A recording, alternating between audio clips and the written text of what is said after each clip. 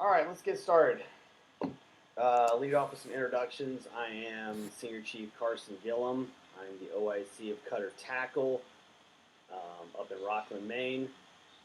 I went through the boards in 2014, PAC area, and received my multi-mission afloat and ashore and ATON afloat and ashore in the spring of 2014. This is my second OIC tour. I was previously OIC at Hampton Venice before I was here. Today, we'll be talking about safety, risk, and operational risk management. So, let's kick it off with safety. All right, I'm sure every single one of you's read M5000, and you know exactly where in Chapter 4 to find your responsibilities for safety, but I'm just going to go ahead and read it off. It's a freebie I'll give to you. So we all know that the commanding officer and officer in charge's responsibilities are completely absolute and inescapable. But at the commanding officer's discretion, portions of that authority may be delegated to subordinates for the execution of details. But such delegation of authority shall in no way relieve the commanding officer of continued responsibility for the safety, efficiency, and well-being of the command. So what does that mean? What does that mean right there? It means that, yes, you can delegate certain things. You've got a unit safety officer, but just because that's their duty, their collateral duty, and one of their primary duties, that doesn't relieve you of the responsibility of safety. So it's important to know what your responsibilities when it comes to the safety of your unit. So let's talk about the unit safety officer. Who is going to be delegated as your unit safety officer at your unit?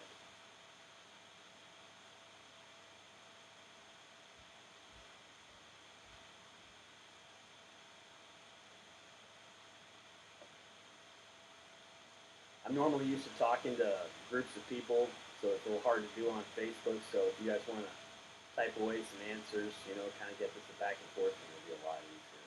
It'll be a lot more fun.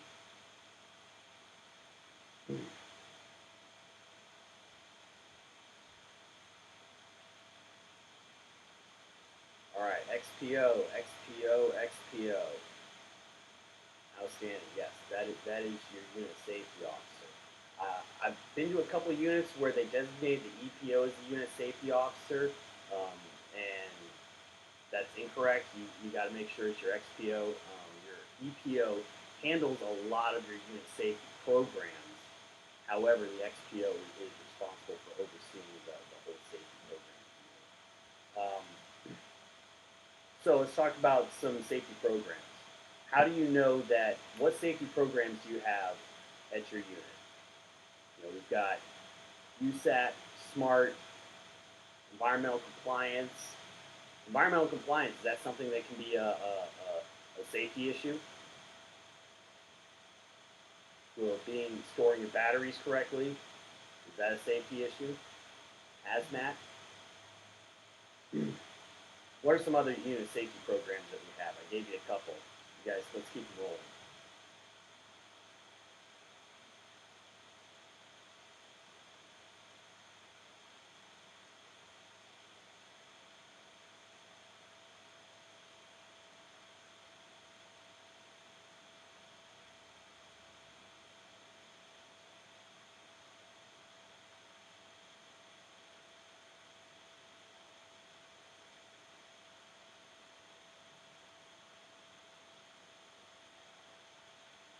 Great.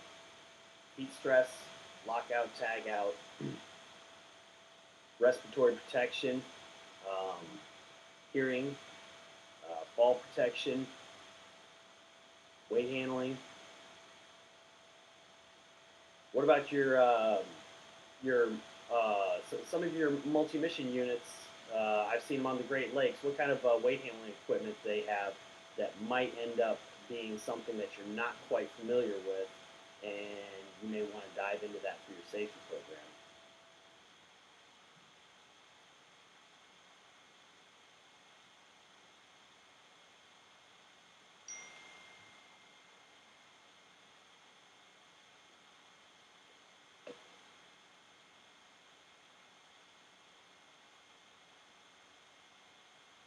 All right, I'll give you that one. Boat hoists. Travel lift. There you go, Jeremy. Travel lifts, boat hoists. They haul out their boats every winter, and those types of pieces of equipment don't get used on a daily basis. That might be something that you would want to look at and become familiar with prior to hauling your boats out.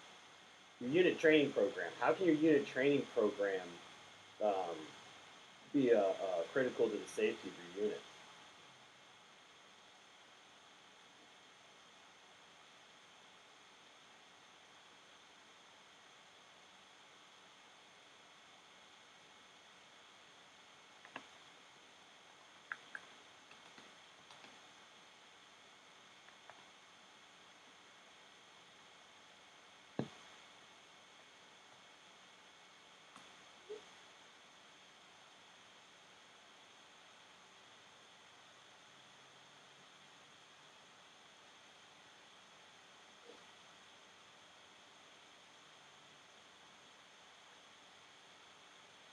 And while we're thinking about that, we're typing out some answers to that one. Let's also talk about your command climate. How does your command climate um, come into unit safety? And can you give me a good example of how a good command climate either enhance the unit safety program or detract it from it?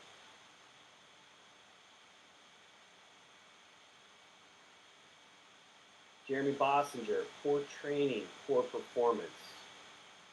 True. More mishaps. Correct. Ensuring training is conducted properly to prevent mishaps. Absolutely. Properly trained members to perform the mission safely. Absolutely. All right. Incorporate the annual trainings for mandated as Unit 1s and task capture and TMT helps ensure everyone's on the same page with safety. All right. So if you're not training correctly, you're not giving people proper training on how to do safety, if you're not doing the HAZWOPER training, if you don't understand what the unit safety programs are, it's real easy to sit there in your office and kind of put the blinders on and think that, you know, your XPO, your EPO, your 1LT, that they got a handle on this stuff. You know, you got to make sure that, you know, you're getting into these programs a little bit as well. At the end of the day, you're responsible for it.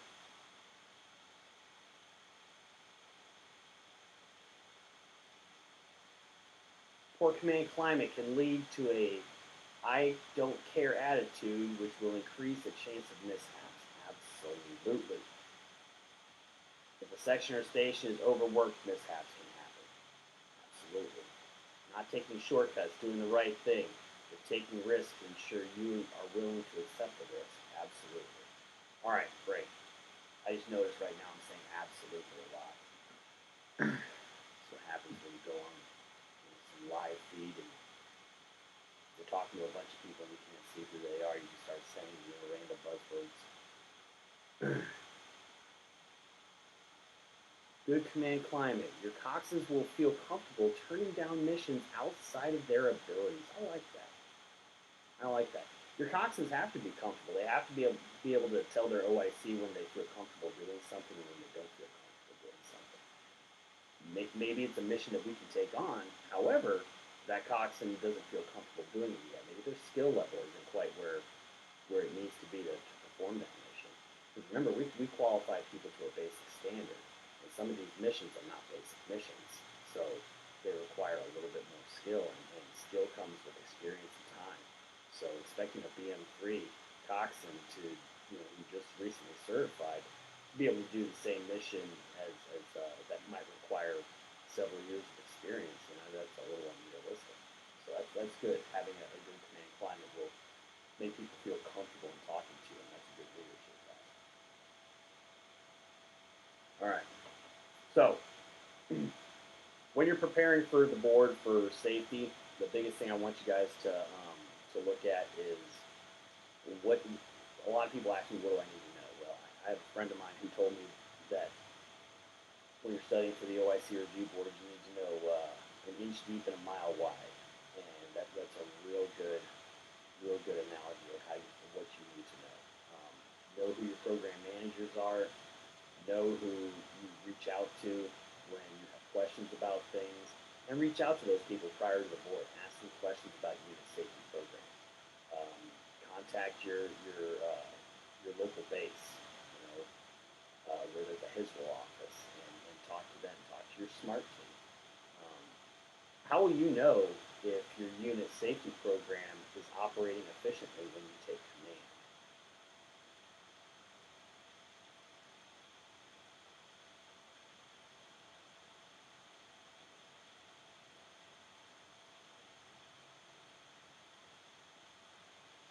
Ooh, I like this one. David McDonald on the This is a good one. On the HISWell Video Learning Library, units can rent DVDs and teaching materials for all safety programs. Empower your junior members to conduct some of the trainings for the unit. Absolutely. That is great information right there. HISWell is a huge entity, so take advantage of it.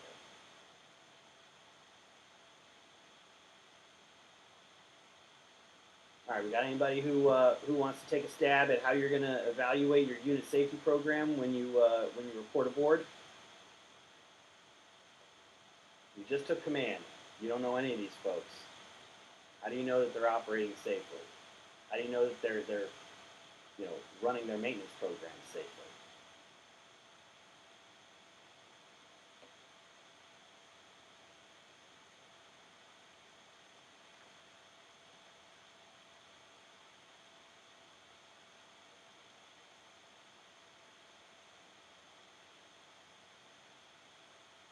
Walk the decks. Yes, obviously. And that's something that you're probably going to hear from most people when they talk about leadership and they talk about what it takes to be a good officer in charge. It's not sitting in your office. Um, if you're the type of leader that's going to sit in your office, a lot of things are going to get by you. So that's I would hope that you guys are out walking the decks. Go out with them on 2 boat days. Inspect logs. Okay. Ask those members walk you through lockout and tagout, know how to use respiratory protection and when to use this. Sorry, review previous reports. Perfect. All right. Look at your last USAT reports. Those are done annually. Look at your last SMART team inspection. You could be at a unit and only see one SMART team. So the whole time that you're there. So FAMRISE, nonchalantly ask questions to junior members. Yes. TMT report to see if they're actually conducting the training. Always. Walk through spaces. Spot check previous inspection results. Get out of the office. Perfect. Good. All right. Well, that's what I'm going to hit on for safety. Let's talk about risk. All right. So, risk. What is risk? Somebody give me their best boast and make definition of what risk is.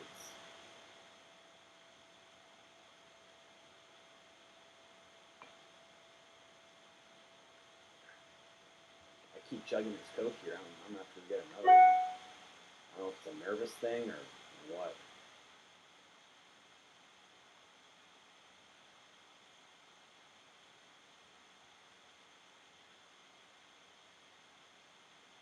Give you a little history on my risk management experience. I'm a TCT facilitator. I've been doing that since 2013.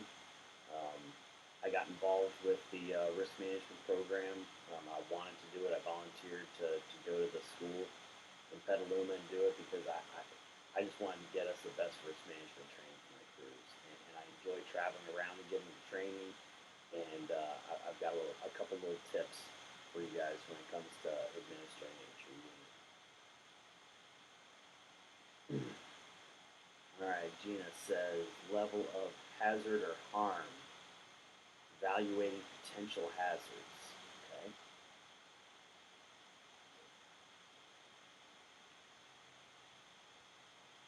Well, I'll give you the textbook definition out of the risk management manual.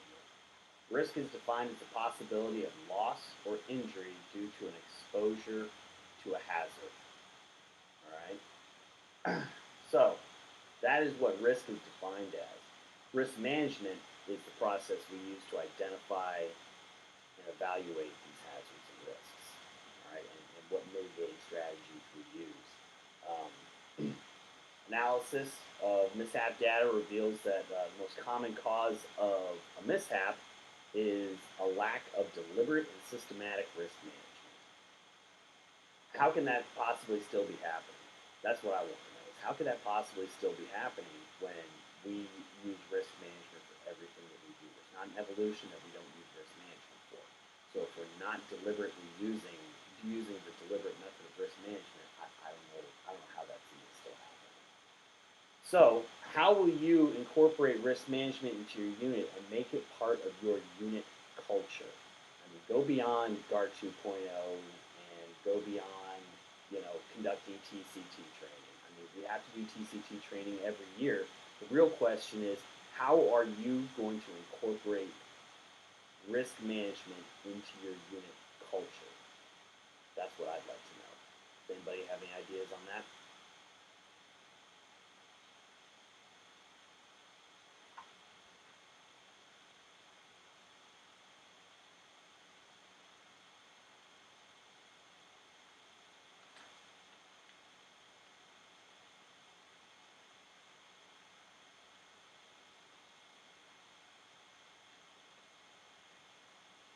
False sense of rush has a lot to do with mishaps. That is very acute thinking because that is true. People get into this mindset of I have to be here.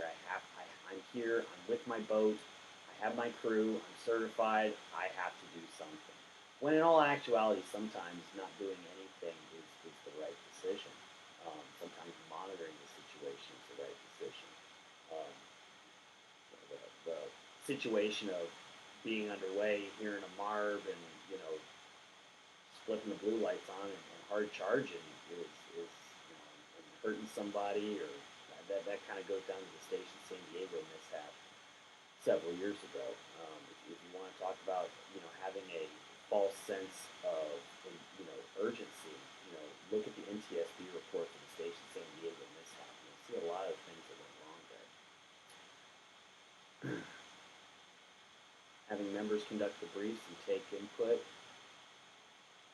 incorporating or having most junior people do it. Yep. So how do you incorporate your most junior people into your risk management? I typically find that when I look at a unit conducting a GAR or some sort of hazard identification, there's typically, if there's a group of 10 people, there's typically 4 people that are talking the whole time. And then you've got 6, just wallflowers in the distance, just kind of, with that 1,000-yard stare. Make sure you're getting those people involved. Instilling trust with the crew, ensuring they understand safety of crew results in a successful mission. Routine evolutions can cause complacency. Exactly. Perfect, Matt. How can you prevent things from being too routine? That's a good question. How would you guys fight complacency within your unit?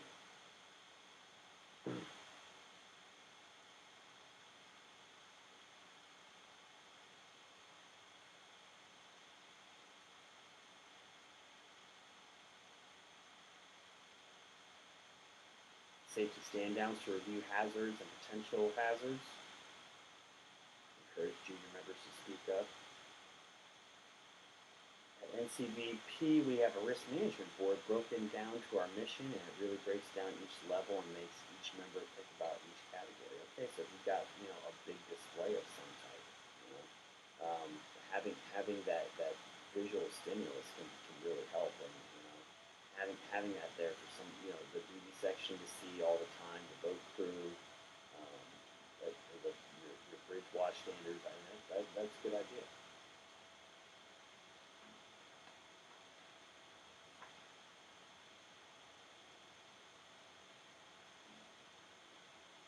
Throw in random wrenches during drills. Pull something minor on boat check to ensure they're being completed. Okay. Instilling things can happen at a given time.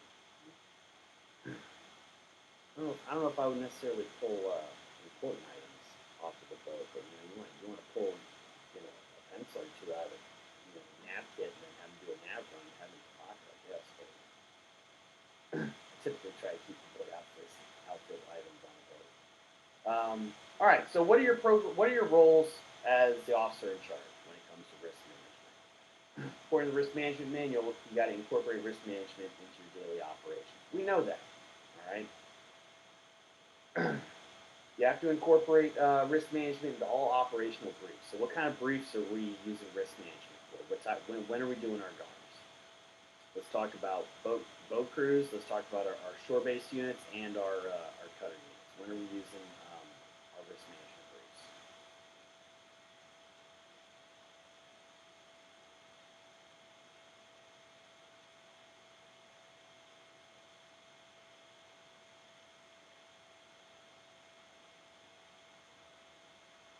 While we're typing those up, let's also talk about what command policies will you incorporate risk management into. Jeremy says ATON brief. Perfect. I love it when an ATON guy speaks up right away. ATON's always tip of the spear when it comes to Coast Guard missions, so I appreciate that. Training, SAR, LE, trailering. Anytime a mission changes. Bree, thank you for joining us. Anytime before a mission, whenever the mission changes. Conducting a deliberate brief each mission. Daily duty section briefs in the morning. I like that. I like the daily duty section brief idea. Taking the information that you have, knowing what missions you do have. You typically you already know what your crew makeup is going to be, the experience level of your duty section, and you can definitely get an overall risk assessment prior to even conducting your risk assessment for a mission.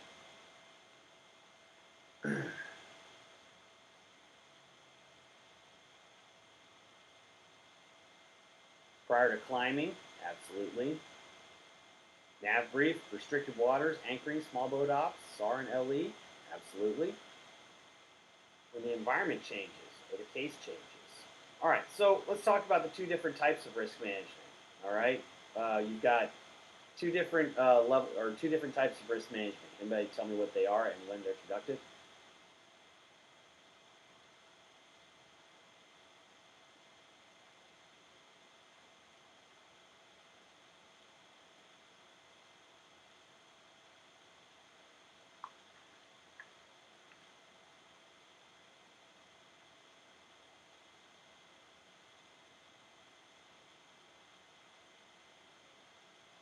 Real time and deliberate, absolutely.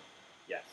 All right. Obviously, deliberate is done prior to a mission, and real time is a lot of these things where people are saying, things change. All right. That's when things are actually happening. Getting underway, morning backup, entering port. Correct. Before climbing structure. Yeah, I'm so glad we got 8-ton guys in here talking. I love this. All right. So we're talking about operational risk management and when our training is supposed to be conducted. All right. So when are we required to do TCT training? In addition to how often do we do TCT training, what requirement needs to be done before a TCT facilitator comes out to give unit training? Is there anything that your folks have to do prior to?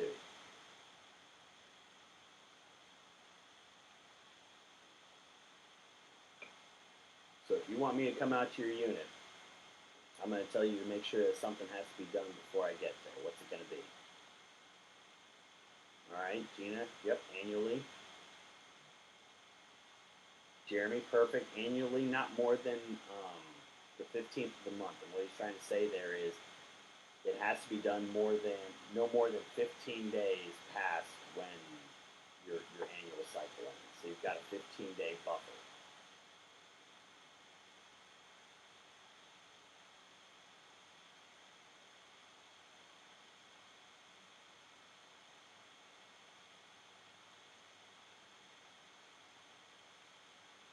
Oh man, Tiffany Stratford is all over this. Introduction to Risk Management. She even gave the course code. So if you don't know what course code needs to be done, then Tiffany's giving it to you right there. And the only thing that I'll say is that that's a permanent. So it has to be done before the TCT facilitator shows up to give the training, and it's a permanent. Once it's done, it's done. However, be cognizant of this, that it's a requirement that everybody at your unit do this training. If they haven't done it before, that they have to do that LMS training within 6 months of reporting to the unit.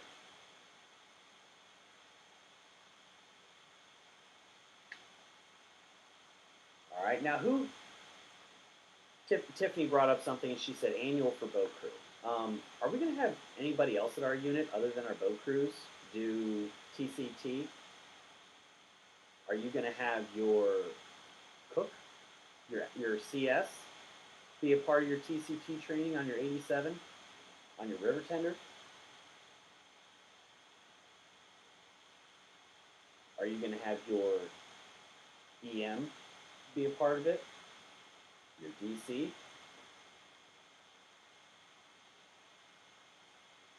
Is there anybody that you think maybe they don't need to have this?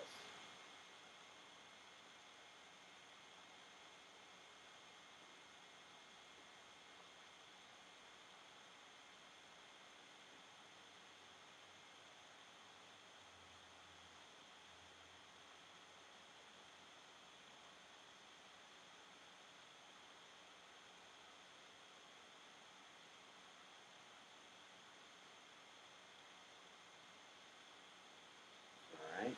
I'm getting a whole lot of yeses. So BOs, BTMs, correct.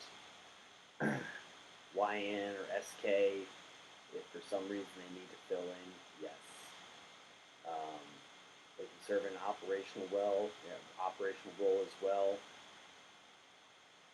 Cook helped out with line handling on the river tender. Yes, yes, yes.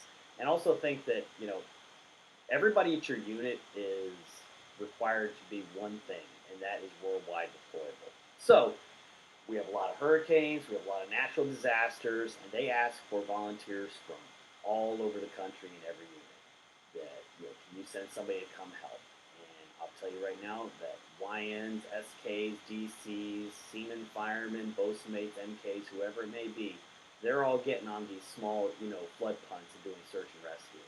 All right, so everybody, the Marines have a saying, every Marine is a rifleman. I've always looked at every coastie as a boat crew. So every coastie can be a lifesaver. So we need to treat everybody like they're a part of that mission. Everybody can benefit from team, absolutely. Everybody can benefit from team coordination training, absolutely. All right. Because at the end of the day, it's about team building anyways, and that SKYN, they need to be a part of the team. All right, let's talk about something that I don't know how many times I've tried to plug, but I keep trying to get people to do this, and I'm hoping that most of you guys are either XPOs or ops, and you can definitely do this. All right, we talked about how the TCT training has to be done annually. Facilitator is not the only person that can give the training. Okay, it can be done by, let me get the exact wording for it. There we go. Unit senior supervisory personnel, COs, XOs, OICs, XPOs, unit command, leaders, ops. They may deliver this training if they can demonstrate requisite knowledge of TCT principles and capacity to facilitate a group discussion. Okay, all you have to do is have a facilitator come out, watch you do the training, and then release a memo to CG 113 in Coast Guard Hiswell. Mark Davenport is your point of contact for that, and you can conduct those at your unit. I love traveling around and doing training. I love TCT training. It's one of my favorite things to do. However, at the same time, I think it really needs to be done by unit personnel. I think it really needs to be done by the command. It really needs to be done by the OIC, XPO, because those are the folks that are actually training you to do the mission, and they're the ones that will teach you the expectation of what they have for risk management. So, I asked a question today, and I never on the page, and I never got an answer. Well, I asked two questions. I asked one about warranted risk, which we're going to get to in just a second, and then the other one I asked was, what is the risk assessment matrix, and when, if and when will you use it? Will anybody find an answer to that? Can anybody give me an answer to that? The risk assessment matrix.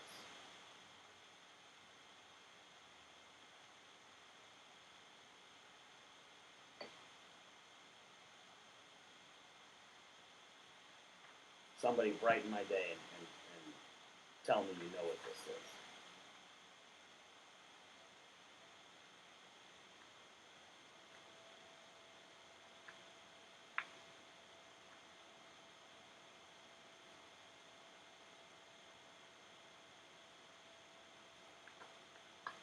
Dave McDonald says absolutely. Absolutely what, Dave? Come on, man.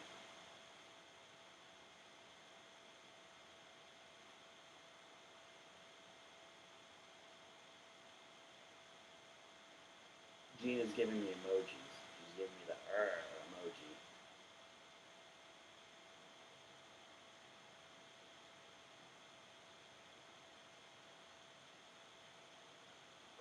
Probability versus severity? No, that's the SPI model. Oh, I'm sorry. No, you are correct. I'm sorry. That's the two axes of it. Yes, you are correct. This right here. Hazard assessment and mitigation worksheet risk assessment matrix. Yes, it's similar to SPI. All right, so the way it starts is identifying your, oh, let me get to the camera. Identifying your risks on this worksheet. What can go wrong, why, what the hazard is, how you're going to mitigate it. And then you'll assign a risk assessment code. Now, is this something that you're going to want to do before you're going out on a barn burner SAR case? Maybe not. But we talked about the boat crew briefs, or not the boat crew briefs, the duty section GARs, the duty section briefs. So that's a perfect time to identify hazards. We've got weather coming in. Maybe you've got a new fishing season that just opened up, and you're going to have more fishing vessel traffic in your area. Maybe some sort of ice season type of thing. I don't really know much about what D9 does when the water gets hard. So, you've got ice rescue type of stuff. There's all sorts of things that you can use it for.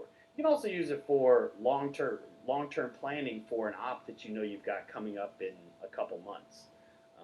So it's not something that is required, but it is a great, great tool for some of the risk assessments that you have a little bit more time to do it. Where can you find that at? It's on the grid sheet. You can find this and this on the CG113 website. All right, so let's talk about what other tools do we use. What are the two main models that we use to identify and assess risk?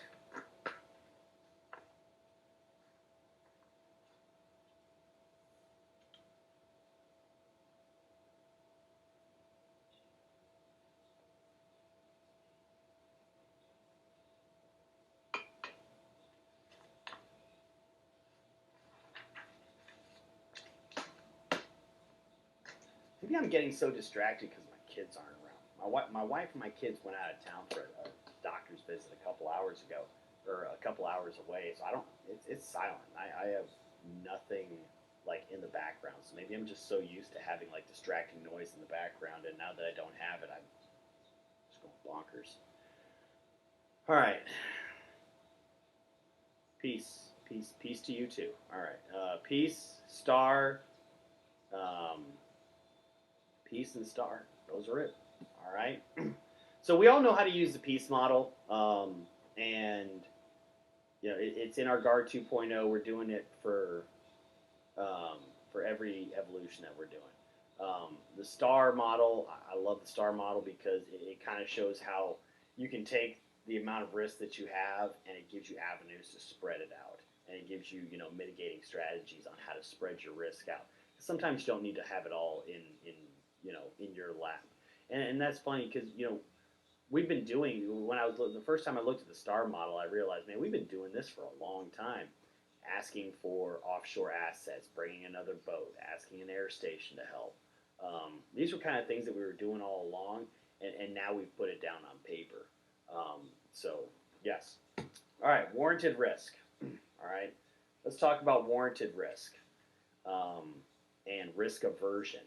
So, warranted risk. Can anybody tell me what warranted risk is? I can almost guarantee you will get this question on your board.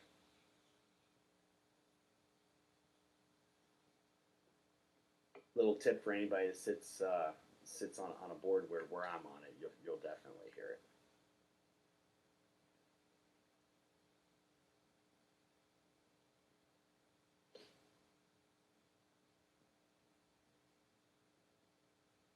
David Allen thinks everybody types too fast.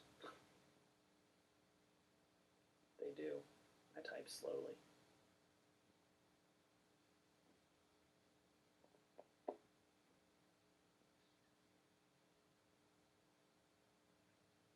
Accept no unnecessary risk.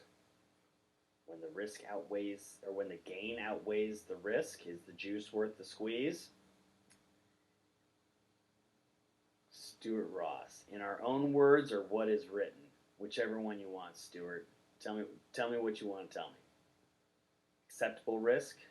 Excuse my spelling.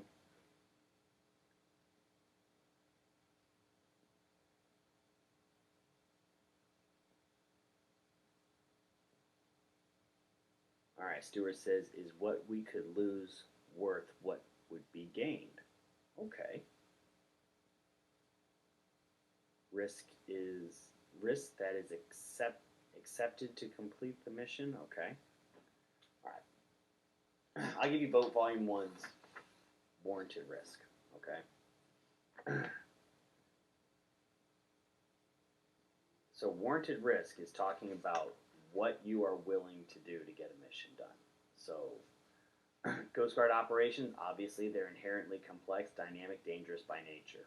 The decision to accept risk must balance the potential of gains of conducting the activity or mission with the inherent risks of the operation. Okay, so let me ask you this.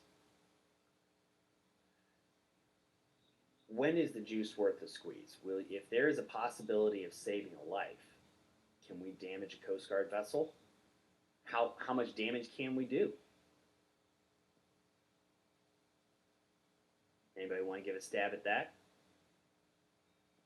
Is anybody going to go out there and potentially risk damaging your boat and, probably some significant damage to save a life? Is that warranted?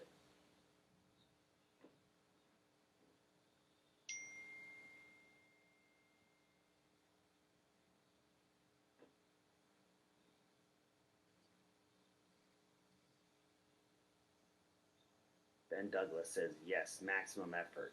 Sounds like full send, right? Saving a life, send it all. Full loss if it will save a life. Yes, we can. Yes, but we're going to have to be able to articulate why you did it. Absolutely. As an officer in charge, you have to articulate why you do everything. Just because you're the officer in charge doesn't mean you don't have a boss, right? So we're always going to have somebody asking us a question, hey, Chief, why'd you do this? Got to have an answer. Maximum effort to save a life.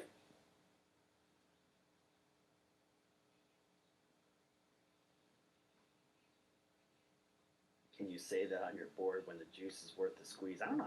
I always use that in Aton. You know, when it's really really bad out, and you're sitting there, you're just like, oh man, I'm covered by a broadcast notice to Mariners. Like, is this really worth it? 4-footers in the Tambi, probably not. Recoverable to save property, yes, to save a life. Okay. All right. So everybody's pretty much agreed that life is worth the price of a boat. Okay, we can't put a price on a life. We can put a price on a boat, right? And we can fix a boat. You can't fix somebody if they've lost their life, obviously. All right. So let me ask you this: you are underway. Jeremy Bossiger's 3-foot max senior. Oh yeah, that's right. They said, but Jeremy, they said the Tambi can take 6-foot seas. I don't know why they knocked me down to 3 feet. All right, never mind. I'm not going there tonight.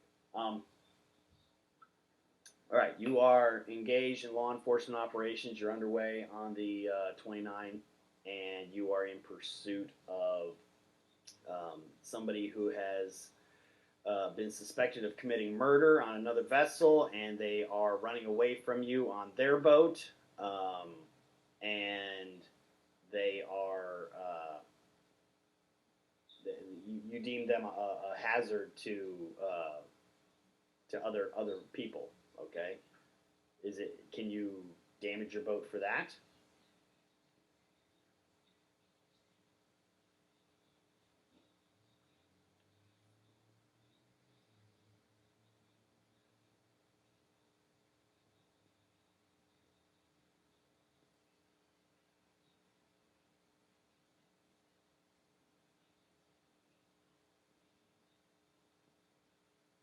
As long as I am not endangering my crew, I will accept the risk.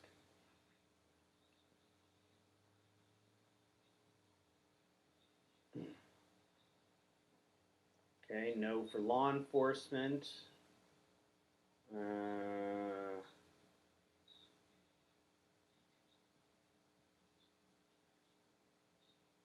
I guess I should have clarified this. This is not a level 1 unit, so the folks aren't trained for non-compliant vessel stuff. You're just a regular old boarding team. Okay, yes, to potentially save another life. If you follow your pursuit steps. All right, so Steve Bergeron says no for law enforcement. Okay. Matt Williams says no unless in defense of self or others. Okay, so I'm going to read you the law enforcement portion. Okay. The possibility of recovering evidence and interdiction or apprehending alleged violators of federal law does not warrant probable damage to or abuse of the boat unless in defense of self or others. So if you have somebody who has been deemed to be a threat to others, then maybe you're looking at that situation. Where do you want to get that information from?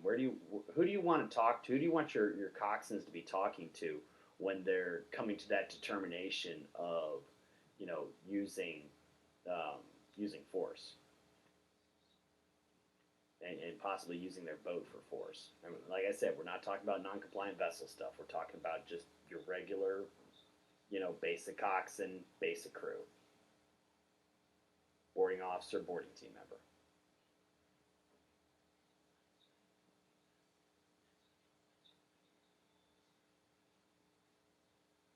And I don't want to get too far into anything that's fuyo, so let's not talk about any steps or anything.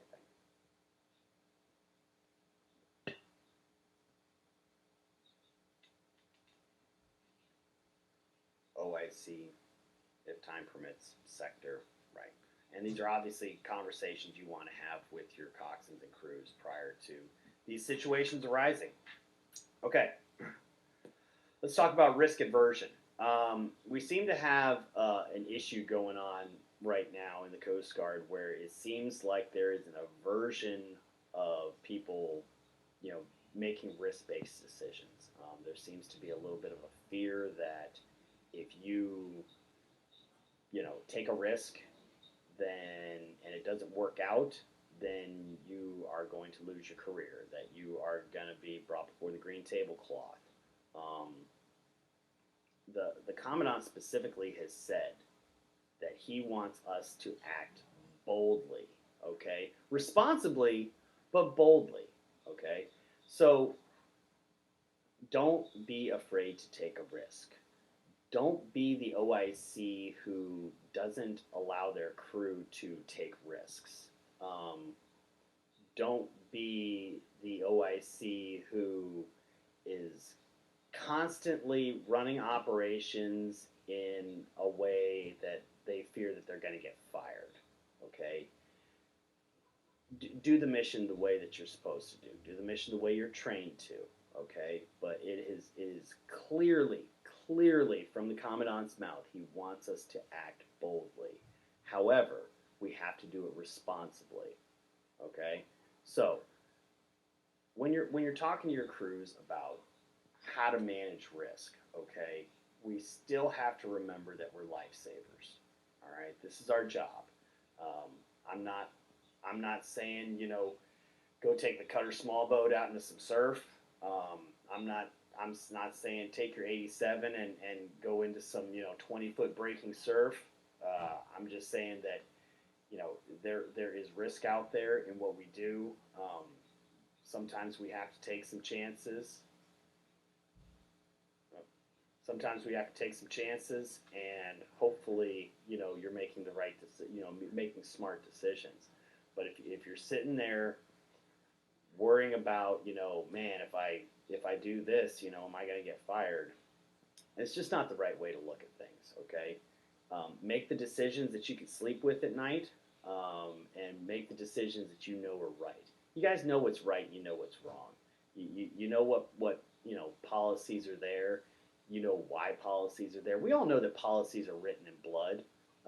There's almost no policy out there that hasn't been created because somebody either got severely injured, um, or was hurt, or was killed. So we know why these policies are there, and they're good to follow. They're obviously good to follow. They were written for a reason, but act boldly.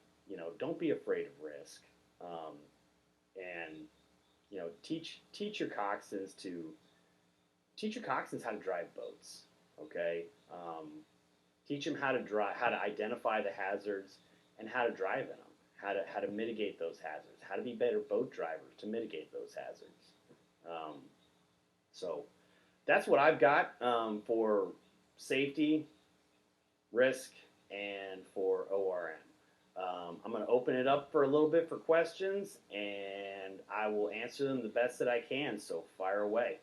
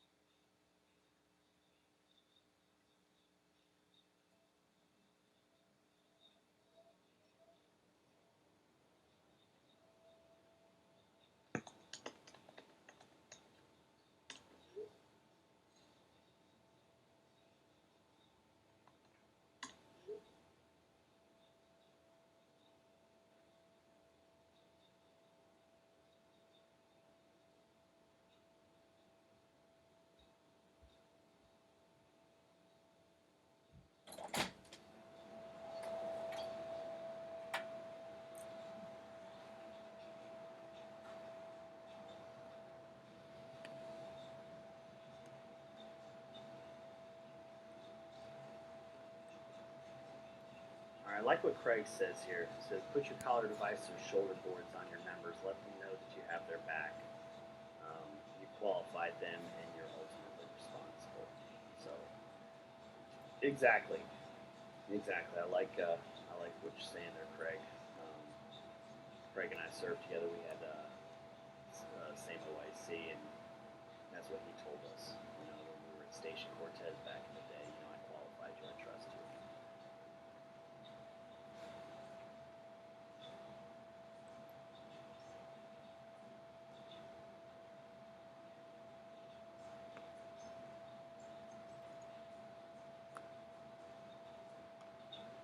right, I'm not seeing any other questions. So if you got any questions, any pre-board, things that you want to work out, let me know.